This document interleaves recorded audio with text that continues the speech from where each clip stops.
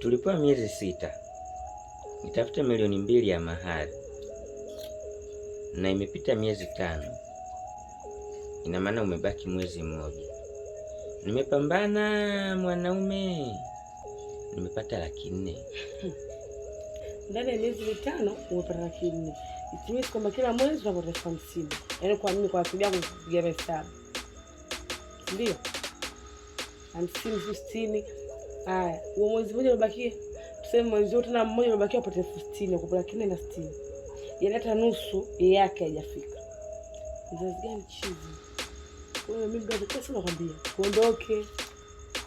Unataka kupoteza muda kwa maana hakuna. Niweza nikwambie. Hiyo lakini unapata. Tutapata nauli hapo.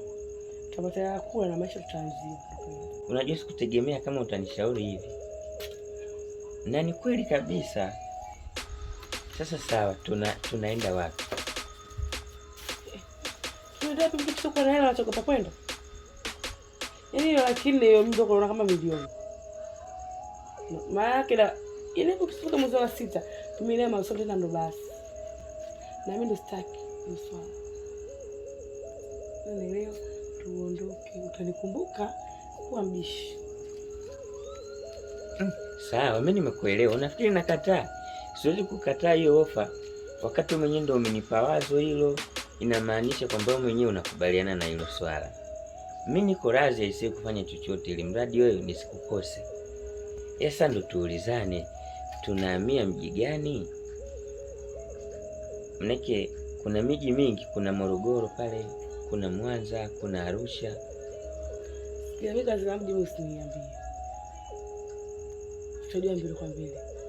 Mara vile tukaa hapa tutapoteza muda.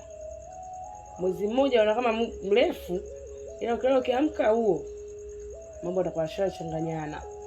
Tutajua mbele. Yaani ukizaliwa duniani bahati ya kwanza ni kumpata mwanamke mwenye akili. Na mimi ndo nimejaliwa. Sasa mimi nimekuelewa. Sasa hapa kama vipi umesikia? Mimi ngoja leo nikakurofishe mambo ya tiketi. Alafu kesho tuanze safari. Maana hapo una kesho. Kesho kutwa kiatu kinalia. Wewe. Unakuwa kama vile unapangania hapa. Yaani hilo wazo lako lazima nilifanyie kazi. Kwa sababu bila hivyo hatutaweza kutoboa.